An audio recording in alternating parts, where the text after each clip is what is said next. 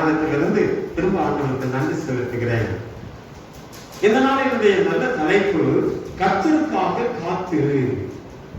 அதற்காகத்தான் லூக்கா சுவிசேஷத்தில் 2ஆம் அதிகாரம் 25 முதல் 31 வசனங்களை 22 முதல் 35 வசனங்களை நாம் நீங்களும் வாசிக்க கேட்டோம். அதுல அந்த 25வது வசனத்தை ஒருவர் வாசிக்கலாம்.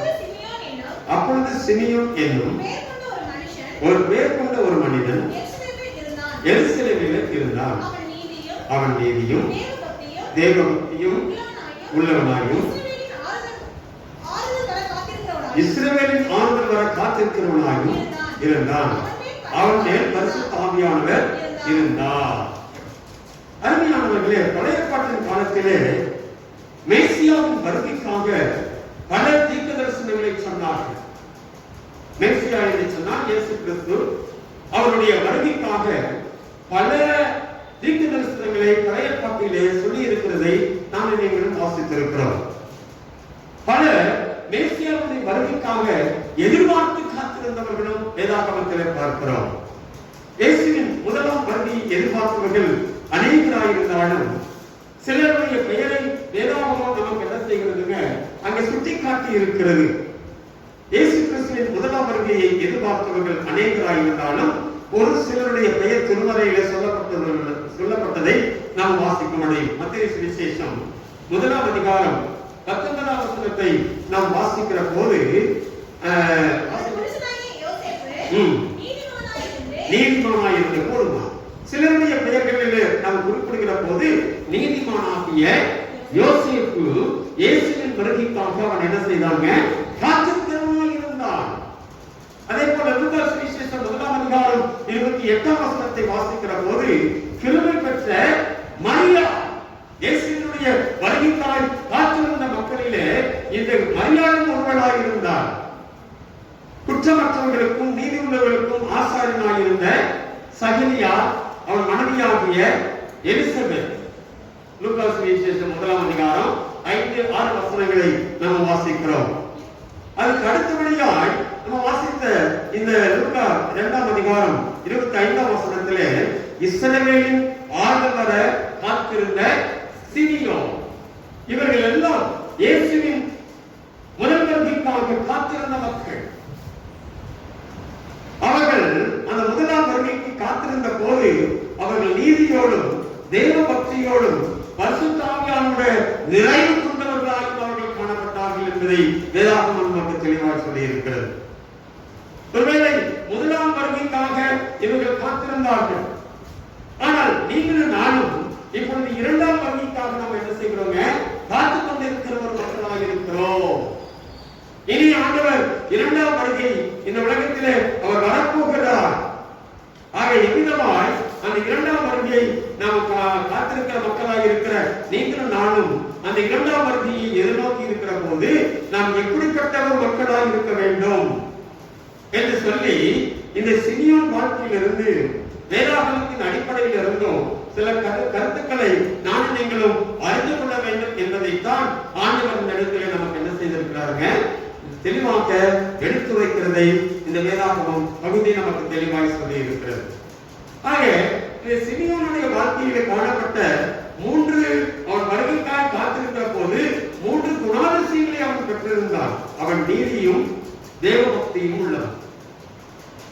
அது மாத்திரமல்ல, அந்த நீதியும் தேவபக்தியும் நிறைந்தவனாய் அவன் காணப்படுகிற போதுதான் பரிசுத்த ஆவியானவர் அவன் மீது இருந்தார்.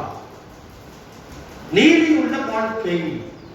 2ஆம் வருகைக்காக காத்திருக்கிற மக்களாக இருக்கிற நீங்களும் நானும் நம்முடைய வாழ்க்கை எப்படிப்பட்டதாக இருக்க வேண்டுமா? நீதி உள்ளதாக இருக்க வேண்டும்.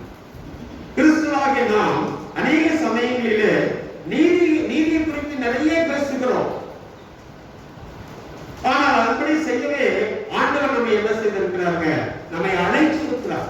நீதி செய்கிற ஒரு பிள்ளைகளாய் நீங்களும் நானும் காணப்பட வேண்டும் என்பதைத்தான் ஆண்டவர் என்ன செய்திருக்கிறாங்க? நம்பி நம்மை என்ன செய்திருக்கிறாங்க? அவருடைய பிள்ளைகளாய் நம்மை தகுதிப்படுத்தி இருக்கிறார். அதனால்தான் மத்தேயு சுவிசேஷம் 5ஆம் அதிகாரம் 6ஆம் வசனத்திலே அழகாய் சொல்லி இருக்கிறார். இந்த மலை பிரசங்கத்திலே சொல்லுகிற போது அவர் சொல்லி இருக்கிறார். வாசித்து பாருங்க. அவர் நீதியின் மேல் பசிதாகம் உள்ளவர்கள் பாக்கியவான்கள், அவர்கள் திருப்தி அடைவார்கள். இயேசுவின் வார்த்தை கேட்கிற வாசிக்கிற உலகத்திலே நீங்களும் நானும் எப்படியா இருக்க வேண்டுங்களா? திருப்தி, நீதியின் மேல் பசிதாகம் உள்ளவர்களாய் காணப்பட வேண்டும். ஆக மனநிலையாய் மனநிறைவாய் வாழ நீதியின் மேல் தாகத்தோடு கூட நீங்களும் நானும் காணப்பட வேண்டும் என்பதைத்தான் இந்த வேத வசனங்கள் நமக்கு தெளிவாய் சொல்லி இருக்கிறதை நாம என்ன செய்கிறோங்க? வாசிக்கிற ஒரு மக்களாக இருக்கிறோம். ஒருவேளை நீதி குறித்து அதிகமாய் கிறிஸ்தவ பிள்ளைகளாக இருக்கிற நீங்களும் நானும் பேசலாம். ஆனால் அவங்க எப்படி நாம் என்ன செய்யணுங்க? வாழ்ந்து காட்டுகிற ஒரு பிள்ளைகளாக இருக்க வேண்டும். மனித நீதி என்பது ஒரு அடிச்சராக வச்சுக்கோங்க, அவனை திருப்பி அளிக்கிறது தான் எது? மனிதனுடைய நீதி. ஏன் என்ன நான் சும்மா விடல, நான் அவனை என்ன செய்ய மாட்டேன், சும்மா விட மாட்டேன். இது மனிதனுடைய நீதி. ஆனால் தேவ நீதி அப்படி அல்ல. ஒரு கண்ணத்திலே அறைந்தால் மறு கண்ணத்தையும் என்ன செய்யும்? அப்படின்னா என்ன அர்த்தம்? இன்னொரு அடி வச்சு அரைச்சு போப்பான்னு சொல்றது இல்லை. அந்த இடத்துல ஆண்டவர் நமக்கு என்ன செய்கிறாங்க? கற்றுத்தருகிற ஒரு பாடம் என்னவென்று சொல்லி பார்க்கிற போது, நீ என்ன செய்யணும்? அவன் தெரியாதபடி அடிச்சிட்டான்னா அவனை என்ன செய்யணுங்க? மன்னிக்க வேண்டும், பொறுத்து கொள்ள வேண்டும், விட்டுக் கொடுக்க வேண்டும். இதுதான் அதனுடைய அர்த்தமாக இருக்கிறது என்பதை ஆண்டவர் நமக்கு என்ன செய்கிறாங்க? மலை பிரசங்கத்திலே ஆணித்தரமாக என்ன செய்திருக்கிறாங்க? நமக்கு சொல்லிக் கொடுத்திருக்காக அவர் கடந்து போயிருக்கிறார். அது மாத்திரம் இல்ல, நீங்கள் அதே மலை பிரசங்கத்திலே நீங்கள் வாசித்து பார்த்தீங்கன்னா 5ஆம் அதிகாரம் 20ஆம் வசனத்திலே வாசிங்க. வேத பாருங்க, பரிசேயர் எங்களுடைய நீதியிலும் உங்கள் நீதி அதிகமாக இராவிட்டால் பரலோக ராஜ்யத்தில் பிரவேசிக்க மாட்டீர்கள். என்ன செய்வீங்களா? அன்னைக்கு இருந்த அந்த வேத பாரகரும் பரிசேயரும் அவர் என்ன செய்தாங்க? உலக நீதியிலே அவர்கள் அதிகமாய் திளைத்திருந்தவர்கள். அவர்களை கூட தசமபாக யாருமே கொடுக்கிறது கிடையாது, கொடுத்தது இல்லை. ஏன்னா கடைகளையும் என்ன செய்தாங்க? தசமபாகம் கொடுத்தவர்கள். ஓய்வு நாளை நேரமாட்டார்கள் இல்லைங்களா? இப்படி அவருடைய நீதி அதிகமாய் காணப்பட்டது. ஆனா ஆண்டவர் சொல்றாரு, அவருடைய நீதியை காட்டிலேயும் உங்களுடைய நீதி என்ன செய்யணும்?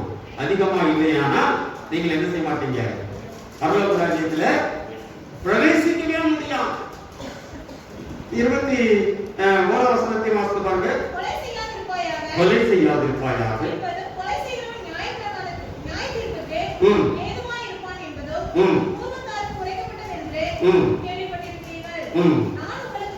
நான் உங்களுக்கு சொல்லுகிறேன், சகோதரனை நியாயம் இல்லாமல் கோபித்துக் கொள்ளுகிறவன்.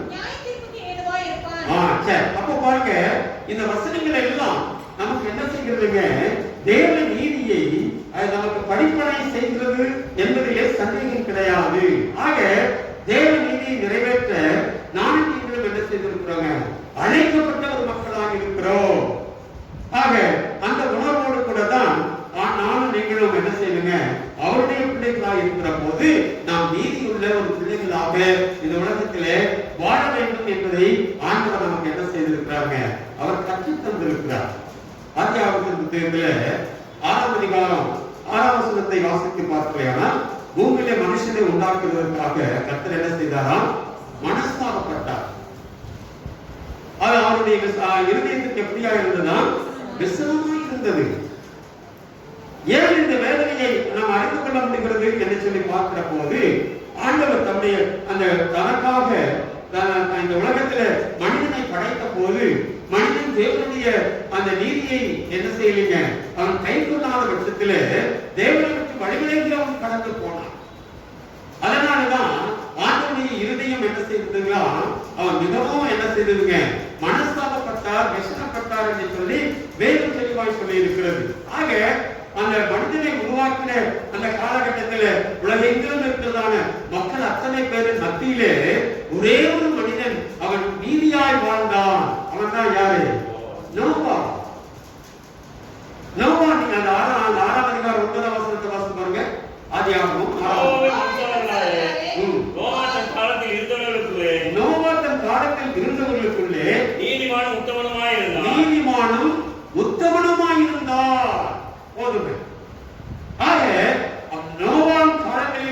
இருந்த அத்தனை மனிதர்களும் உலக நீதியிலே வாழ்ந்தவர்கள். ஆனால் இந்த ஒரே ஒரு மனிதன் மாத்திரம்தான் அவன் உத்தமனும் நீதிமானுமாய் வாழ்ந்தான் என்று சொல்லி வேதம் நமக்கு தெளிவாய் சொல்லி இருக்கிறது. ஆக உலகம் பாவத்திற்குள்ளாய் ஜீவித்துக் கொண்டிருந்த போது, தேவ கோபத்திற்கு ஆளாயிருந்த அந்த காலங்களிலே நோவா மாத்திரம்தான் நீதியும் உத்தமனுமாய் அவன் வாழ்ந்தான். அமிதமாய் அநீதி உள்ள உலகமாய் இருந்தாலும் சரி, இந்த உலகத்திலே தேவனுடைய பிள்ளைகளாய் இருக்கிற நீங்களும் நானும் எப்படியா இருக்கிறீங்க? நோவாவை போல தேவ நீதியிலே நிலைத்திருக்கிற பிள்ளைகளாய் காணப்பட வேண்டும். உலகம் எப்படி நம்ம உலக மக்களை பார்க்கவே கூடாது. உலக மக்களை பார்ப்போமையானால் அவர்கள் வஞ்சனை உள்ளவர்கள் தான், அவர்கள் தேவ கோபத்துக்கு ஆளான மக்கள் தான். ஆனால் அருமையான தேவனுடைய பிள்ளைகளே, நீங்களும் நானும் தேவனுக்கு என்று சொல்லி, தேவனுடைய பிள்ளைகள் என்று சொல்லி அழைக்கப்பட்டு இருப்போமையானால் தேவ நீதியிலே நானும் நீங்களும் காணப்பட வேண்டியது அதிக வாக்கியம் உள்ளது என்பதிலே எந்த விதத்திலேயும் சந்தேகமே கிடையாது. அருமையான தேவனுடைய பிள்ளைகளே, உலகம் நம்ம என்ன செய்யறாங்க? பல விதங்களில அந்த பாவத்துக்குள்ளால் இழுத்துச் செல்லுகிற காரியங்கள் இன்றைக்கு அநேகம் நடைபெற்றுக் கொண்டிருக்கிறது. அவைகளின் மத்தியிலே நீங்கள் நான் என்ன செய்யுங்க? தேவ நீதியை காப்பாற்றுகிற ஒரு பிள்ளைகளாய் காணப்பட வேண்டும் என்பதை ஆண்டவர் நமக்கு தெளிவாக உணர்த்துகிறார். எதற்காக? நீதியோடும் உத்தமத்தோடும் வாழ்ந்து கர்த்தருடைய வருகைக்கு நம்ம என்ன செய்யணுங்க? ஆயத்தப்படுத்திக் கொள்ள வேண்டும். ஆகவே அந்த ஆயத்தத்தோடு அந்த இரண்டாம் வருகைக்கு காத்திருக்கிற பிள்ளைகளாய் நீங்களும் நானும் காணப்படுவோம். ஆனால் நம்மிடத்தில் தேவ நீதி நிலை பெற வேண்டும் என்பதை ஆண்டவர் அழகாய் சுட்டி காட்டுகிறார். இரண்டாவது, தேவ பக்தியுள்ள ஒரு வாழ்க்கை வாழ்ந்தவன் யாரு? சிமியோன். முதல்ல அவன் தேவ நீதி உள்ளவன். இரண்டாவது தேவ பக்தி உள்ளவன். சிமியோன் நீதி உள்ளவன் மாத்திரமல்ல, தேவ பக்தி உள்ளவராக கர்த்தருடைய வருகைக்கு அவன் என்ன செய்தாங்க? காத்திருக்கிறவனாய் காணப்பட்டான். ஒருவேளை தேவ பக்தி என்பது வெளிப்படையான அடையாளத்திலே காணப்படக்கூடாது, தோற்றத்திலே காணப்படக்கூடாது. மாறாக ஆண்டவருக்கும் மனிதருக்கும் உள்ளதான அந்த தொடர்பிலே நீங்களும் நானும் எப்படி இருக்கிறோம் என்பதை சிந்தித்து பார்த்து தேவ பக்தி உள்ள ஒரு பிள்ளைகளாய் நாம் இருக்கிறோமா என்று சொல்லி சிந்தித்து பார்க்கிற ஒரு மக்களாய் இருக்க வேண்டும். தேவ பக்தின்னு சொன்னா எப்பொழுதுமே பைபிளுக்கு நினைக்கிறது. வெளிப்படையாய் பார்க்கிற மக்கள் இன்றைக்கு ஏராளமாக இருக்கிறார். அவங்களை பார்த்தா வெளித்தோட்டத்துல பார்க்கலையானா அவங்க எப்படிப்பட்டவங்களா இருப்பாங்க? ரொம்ப தேவ பக்தி உள்ள ஒரு மக்களாய் இருக்கிறதை போன்ற ஒரு தோற்றம் அளிக்கலாம். ஆனால் உண்மையாகவே வெளித்தோற்றத்தை பார்த்து இவர் தேவ பக்தி நிறைந்தவர்கள் என்று சொல்லி என்ன செய்ய முடியாதுங்க? சொல்ல முடியாது. ஆக தேவனுக்கும் அவர்களுக்கும் உள்ள அந்த உறவிலே அவர்கள் நினைத்திருப்பார்கள். ஆனால் அவங்க என்ன செய்வாங்க? தேவனுடைய வார்த்தைக்கு எப்பொழுதும் கீழ்ப்படிக்கிற ஒரு பிள்ளைகளாக இருப்பார். அது மாத்திரமல்ல, தேவனுக்கு எப்பொழுதும் நன்றி செலுத்துகிற ஒரு பிள்ளைகளாக இருப்பார். அது மாத்திரமல்ல, தேவனுக்கு மகிமை செலுத்துகிற ஒரு பிள்ளைகளாய் யாவரோடும் சமாதானமாய் நிறைந்த ஒரு மக்களாய் அவர்கள் பார்க்கிற போதே அவர்கள் நம்முடைய உள்ளம் எப்படி இருக்குங்க? ஒரு பெருத்த மனமகிழ்ச்சி நிறைந்ததாய் அது காணப்படும் என்பதிலே எந்த விதத்திலேயும் சந்தேகம் கிடையாது. ஆக நீதியோடும் உத்தமத்தோடும் கீழ்ப்படுதலோடும் சேவை புரிகிற மக்களாய் ஊழியம் செய்கிற மக்களாக தேவ பக்தி நிறைந்த மக்கள் காணப்படுவார்கள் என்பதிலே எந்த விதத்திலேயும் சந்தேகம் கிடையாது. அதனால்தான் ஓசியா தீர்க்கதரிசி அழகா சொல்றாரு. 6ஆம் அதிகாரம் 4ஆம் வசனத்தை வாசிப்போம். ஆனால் ஓசியா தீர்க்கதரிசி உனக்கு என்ன செய்வேன்?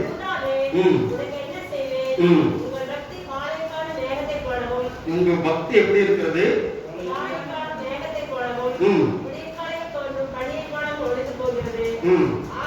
ஆகையால்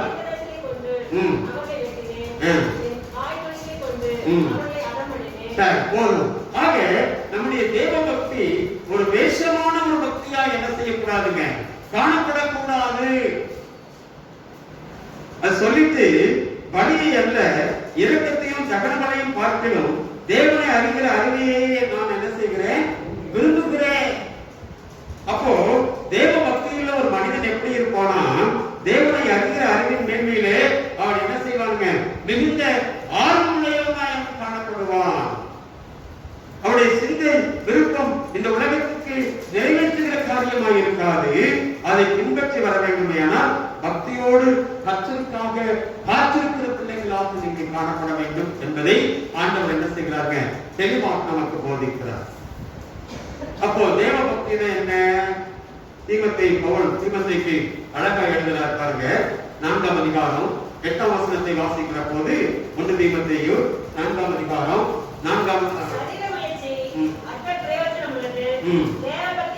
தேவ பக்தியானது இது பின்வரும் ஜீவனுக்கும் சீர்கேடும் கிளவிகள் பேச்சுமாய் இருக்கிற கட்டுகளுக்கு விலகி தேவ பக்திக்கு எதிராக முயற்சி பண்ணு. அப்ப தேவ பக்தி நிறைந்த ஒரு மக்கள் எப்படி இருப்பாங்க? அவங்க எப்படி இருப்பாங்களா? இந்த உலகத்துக்கு குறித்தான காரியத்தை குறித்து அவங்க என்ன செய்ய மாட்டாங்க, அதிகமாய் பேச மாட்டார்கள்.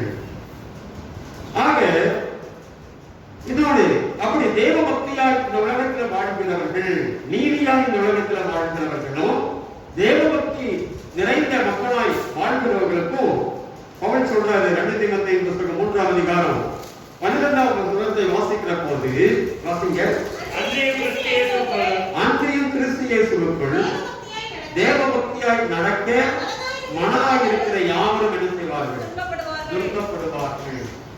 அப்போ தேவ பக்தி இந்த உலகத்திலே யாரெல்லாம் நாம் தேவ பக்தியிலே நாம் நிலைத்து நின்று வாழ வேண்டும் என்று சொல்லி பிரயாசம் எடுக்கிறோமோ, நீதியாய் வாழ வேண்டும் என்று சொல்லி பிரயாசம் எடுக்கிறோமோ, அவர்கள் எல்லாம் என்ன செய்வாங்க, துன்பப்படுறவங்களுக்கு என்ன உண்டுங்க, துன்பம் தான். வேலை செய்கிற இடங்களில பாடுகள் தான், உபத்திரவம் தான். ஏன் அவர்களோட ஊரோடு கூட நம்ம ஒத்து வாழ முடியாது இல்லைங்களா? அவங்களோடு கூட இருக்கிறவங்க நிறைய பேர் என்ன செய்வாங்க, உலக மக்களாக இருப்பாங்க. இந்த காரியத்தை நீங்க ஏன் செய்யக்கூடாது என்று சொல்லி உங்களை கேட்பாங்கன்னா, நான் செய்ய மாட்டேன்னு சொன்னா உங்களை என்ன செய்வாங்க, விட போறது கிடையாது. உங்களை எப்படியாக அந்த தவறான காரியத்துல உங்களை ஈடுபட செய்ய வேண்டும் என்பதற்காக இந்த உலக மக்கள் அவ்வளவு பிரயாசம் எடுத்துக் கொள்வாங்க. அதுக்கு நீங்க ஒத்து போனேன்னு சொன்னா உங்கள் மீது என்ன செய்வார்கள், அவர்கள் துன்பப்படும்படியான காரியங்களை செய்வார்கள் என்பதிலே சந்தேகமே கிடையாது. ஆக தேவ பக்தி உள்ள மனுஷர்கள் அத்தனை பேரும் இந்த உலகத்திலே எப்படியா இருப்பாங்க, துன்பப்படுவார்கள். அதனாலதான் இன்னைக்கு கிறிஸ்தவத்துக்கு என்ன உண்டுங்க, போராட்டம், பிரச்சனை, சோதனைகள், திருச்சபைகளுக்கு வேதனை இல்லைங்களா? இதெல்லாம் யாருக்கு உண்டுங்க, தேவ பக்தியாய் நடக்கிற அந்த பிள்ளைகளுக்கு பிரச்சனைகள் தான், சோதனைகள் தான், போராட்டங்கள் தான். மாய்மானமான பேச்சு அல்ல, மாய்மானமான வாழ்க்கை அல்ல. கிறிஸ்துவுக்குள்ளாக வாழ நானும் நீங்களும் என்ன செய்திருக்கிறோங்க, அழைக்கப்பட்டு இருக்கிறோம். அப்படியானால் தேவ நீதியிலும் தேவ பக்தியிலேயும் நிலைத்திருக்கிற பிள்ளைகளாக நாம் காணப்பட வேண்டும். ஒருவேளை அப்படி துன்பத்தை தாங்கி பல பிரச்சனைகளையும் சோதனைகளையும் தாங்கி நாம் ஆண்டவருடைய வருகைக்கு காத்திருக்கிற போது நிச்சயமாய் அந்த வருகிற துன்பத்தில் இருந்து கூட ஆண்டவர் அதை தாங்கிக் கொள்ளுகிற ஒரு வெளத்தை ஆண்டவர் நமக்கு என்ன செய்வாருங்க, தருவார். அதுல சந்தேகமே கிடையாது. அதனால கிறிஸ்துவ பிள்ளைகளாக இருக்கிற நீங்களும் நானும் இந்த உலகத்துக்கு ஒத்த வேஷம் தெரியாதபடிக்கு, உலக நீதியிலே நானும் நீங்களும் என்ன செய்யக்கூடாதுங்க, அகப்பட்டுக் கொள்ளாதபடிக்கு தேவ நீதியிலும் தேவ பக்தியுள்ள ஒரு வாழ்க்கையிலேயும் வாழ வேண்டும் என்பதை இந்த சிமியோன் நமக்கு என்ன செய்கிறாங்க, கற்றுத்தருக்கிறார். தேவனுக்கு முன்பாக மாசு இல்லாத சுத்தமான பக்தியாய் இருக்கிறது என்று சொல்லி அழகாய் பவுல் நமக்கு என்ன செய்கிறாங்க, தெளிவாய் தன்னுடைய வாழ்க்கையிலிருந்து நமக்கு என்ன செய்கிறாங்க, அவர் சுட்டி காட்டுகிற தேவனுடைய மனுஷன் என்பதிலே சந்தேகம் கிடையாது. ஆக தேவ நீதியில வாழ வேண்டும்.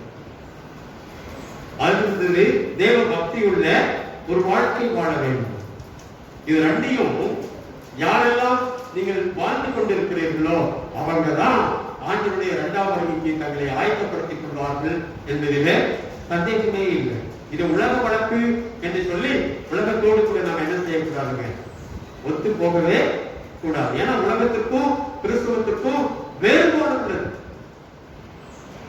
இங்க ஒரு போலீஸ்கார ஐயா ஒருத்தர் நமக்கு சொல்லியிருக்க,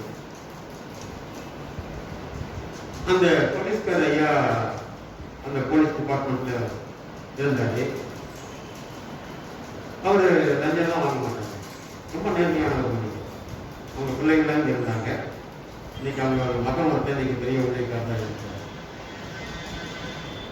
அந்த அவர் ரொம்ப நேர்மையா இருந்தார். அது நிமித்தமாக அந்த டிபார்ட்மெண்ட்லயே அவருக்கு என்ன இருந்ததுங்க, பல சோதனைகள் வந்தது.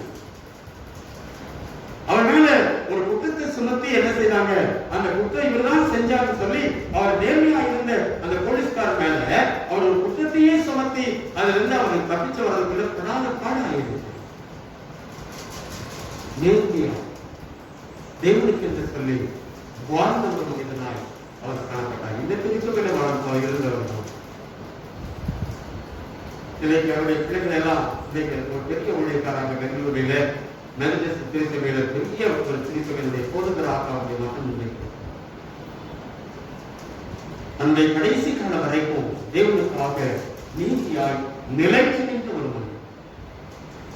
ஆக அருமையான தேவனுடைய பிள்ளைகளே, அந்த தேவ பக்தி நிறைந்த ஒரு நன்மாழ்க்கை வாழ வேண்டும் என்பதை ஆண்டவர் இந்த சிமியோன் மூலமா நமக்கு கற்றுத் தருகிறார் என்பதிலே சந்தேகமே இல்லை. மூன்றாவது, அவன் பரிசுத்த ஆவியினாலே நிரப்பப்பட்ட ஒரு வாழ்க்கை. சிமியோன் மேல் பரிசுத்த ஆவியானவர் இருந்தார். முதலாம் வருகைக்கு காத்திருந்த சிமியோன் நீதியோடும் தேவபக்தியோடும் பரிசுத்த ஆவியோடும் அவர் என்ன செய்தாங்க, அவர் காணப்பட்டார் என்று சொல்லி நமக்கு தெளிவாக சொல்லி இருக்கிறது. மேசியாவின் இரண்டாம் வருகைக்காக காத்திருக்கிற நாம் ஒவ்வொருவரும் காலையிலும் சரி மாலையிலும் சரி ஆராதனைகளிலும் உயிருள்ளவரையும் மருத்துவரையும் அவன் நியாயத்திற்கு வருகிறார் என்று சொல்லி எதிர்பார்த்துக் கொண்டிருக்கிற நீங்களும் நானும் அந்த தூய ஆவியானவர் பரிசுத்த ஆவியானவரை நானும் நீங்களும் என்ன செய்திருக்கணுங்க, பெற்றுக் கொண்டிருக்க வேண்டும். எவ்வளவாய் பரிசுத்தமாய் பரிசுத்தாவின் நிறைவோடு வாழ வேண்டும் என்பதை நாம் சிந்தித்து செயல்படுகிற மக்களாக இருக்க வேண்டும். ரோமர் நிறுவனத்திலே 8ஆம் அதிகாரம் 9ஆம் வசனத்திலே கிறிஸ்துவின் ஆவி இல்லாதவன் அவனுடையவன் அல்ல. ஒருவன் ஜலத்தினாலும் ஆவினாலும் பிறவாவிட்டால் தேவனுடைய ராஜ்யத்தில் பிரவேசிக்க மாட்டார். இவ்வசனங்களிலே ஒவ்வொருவரும் பரிசுத்த ஆவியை கட்டாயமாய் நானும் நீங்களும் என்ன செய்திருக்கணுங்க, பெற்றிருக்க வேண்டும். அதை வலியுறுத்தித்தான் இந்த வசனங்கள் நமக்கு என்ன செய்கிறதுங்க, தெளிவாக சொல்லி இருக்கிறது. ஆனால் இந்த காலகட்டத்திலே அந்த பரிசுத்த ஆவியானவர்களுடைய நிறைவு என்று சொல்லி இன்னைக்கு அநேக மக்கள் என்ன செய்கிறாங்க, துள்ளி குதிக்கிறார்கள். பரிசுத்த ஆவியானவர் வந்துச்சுன்னா எப்படி இருப்பாங்க, துள்ளி குதிக்கிறார்கள். ஆடுவதும் கீழே விழுவதும் கையை வேகமாக தட்டுவதும் கீழே உருண்டு புரளுவதும் இதெல்லாம் பரிசுத்த ஆவியானவருக்கு நிறைவு அல்ல. மாறாக நானும் நீங்களும் பரிசுத்த ஆவியானவருடைய நிறைவிலே காணப்படுவோமே, ஆனால் நம்மிடத்திலே காணப்படுகிற குணாதிசயங்களே வேறு விதமாக இருக்கும். அதைத்தான் ரோமர் கிழக்கு நிருபத்திலே அங்கே சொல்லப்பட்டிருக்கிறதை நீங்கள் வாசிக்கலாம். ரோமர் கிழக்கு நிருபம் 5ஆம் அதிகாரம் 5ஆம் வசனத்தை வாசிப்பாங்க. நமக்கு அருளப்பட்ட பரிசுத்த ஆவியினாலே தேவ அன்பு நம்முடைய இருதயங்களில் ஊற்றப்பட்டிருக்கிறது. அப்போ பரிசுத்த ஆவியின் நிறைவு பெற்றுக் கொண்டிருக்கிற மக்களால் நீங்களும் நானும் காணப்பட வேண்டும். அப்படி காணப்படுகிற அந்த மக்கள் மத்தியில என்ன இருக்குங்க, தேவ அன்பு ஊற்றப்பட்டிருக்க வேண்டும் இருக்கும். ஆக அருமையான தேவனுடைய பிள்ளைகளே, யாவரோடும் நாம் என்ன செய்வோங்க, தேவ அன்பினாலே நிறைந்த மக்களாக இருப்போம். பரிசுத்த ஆவியானவர் எங்கே உண்டோ அங்க தேவ அன்பும் என்ன செய்திருக்குங்க, நிறைவாக காணப்படும் என்பதற்கு அடையாளம் தேவ அன்பு யாரிடத்தில் இருக்கிறதோ அவர்கள் பரிசுத்த ஆவியினாலே நிறைந்திருக்கிறார்கள். இரண்டாவது, பரிசுத்த ஆவியினுடைய நிறைவு யாரிடத்தில் உண்டோ அவர்கள் உலகம் முழுவதும் தேவனுக்கு என்று சொல்லி என்ன செய்வாங்க, சாட்சியின் அடையாளங்களாய் மாறி போய் விடுவார்கள். அதான் அப்போஸ்தலர் 1:8 அழகாய் சொல்லி இருக்கிறது.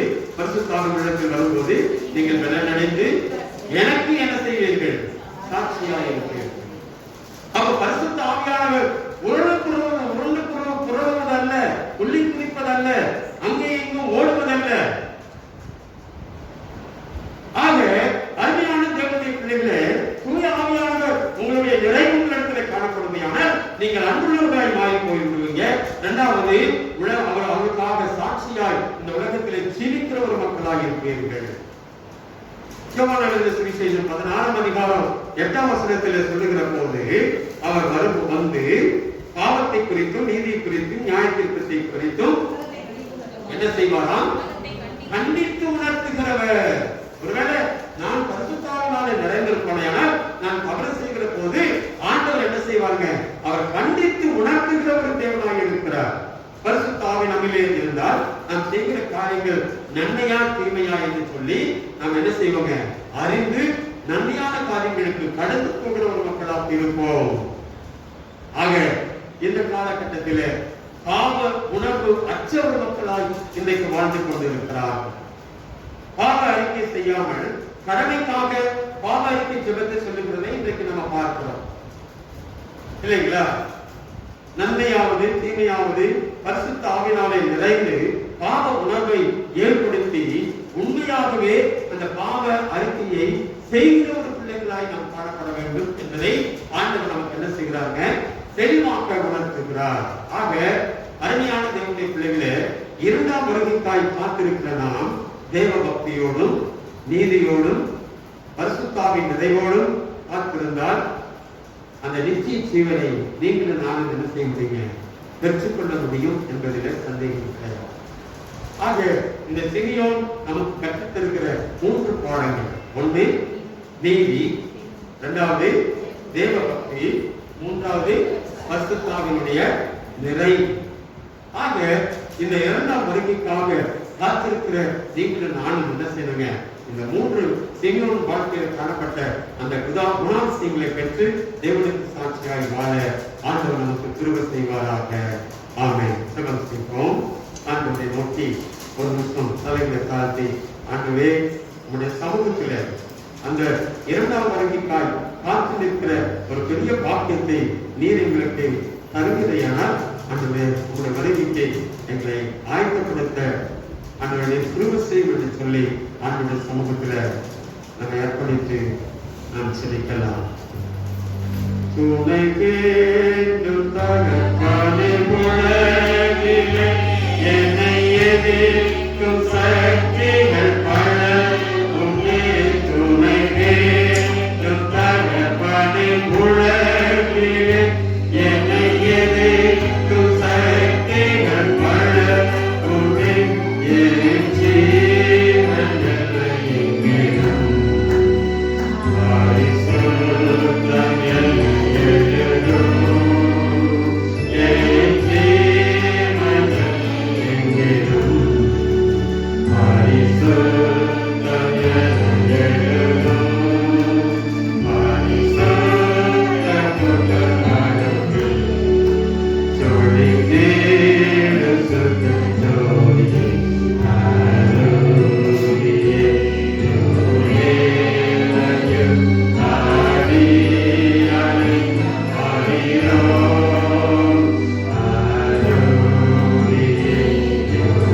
யுவேலையும் ஆடியாய் ஆடியோம். கிருபையுள்ள ஆண்டவரே, அருமையான இந்த நல்ல வேலைக்காக நன்றியோடு நாங்கள் துதிக்கிறோம், ஸ்தோத்திரிக்கிறோம், மகிமைப்படுத்துகிறோம். சுவாமி, கர்த்தருக்காய் காத்திரு என்கிற ஒரு தலைப்பிலே சிமியோனுடைய வாழ்க்கையில ஆண்டவருடைய மேசியாவின் வருகைக்கு காத்திருந்த சிமியோனை போல எங்களுடைய வாழ்க்கையில ஆண்டவர் தேவ பக்தி நிறைந்த ஒரு மக்களாய் ஆண்டவர் பரிசுத்த ஆவியானவருடைய துணை கொண்டு நீதி உள்ள ஒரு மக்களால் நாங்கள் வாழ்வோமையானால் அந்த இரண்டாம் வருகையில ஆண்டவர் நாங்கள் காணப்படுவோம் என்பதிலே சந்தேகமில்லை. சுவாமி, அந்த நல்ல கிருபைகளை கர்த்தரை திருச்சபை மக்களுக்கு தந்து உங்களுடைய வருகைக்கு தங்களை ஆயத்தப்படுத்திக் கொள்ள கர்த்தர் கிருபை செய்கிறாங்க. தொடர்ந்து இந்த சமூகத்தில் அர்ப்பணிக்கிறேன். ஆவியானவர் கொண்ட பிள்ளைகளை பொறுப்படுத்திக் கொள்கிறது. இயேசு கிறிஸ்துவின் நாமத்தில் செபிக்கிறோம் நல்ல பிதாவே. ஆமென்.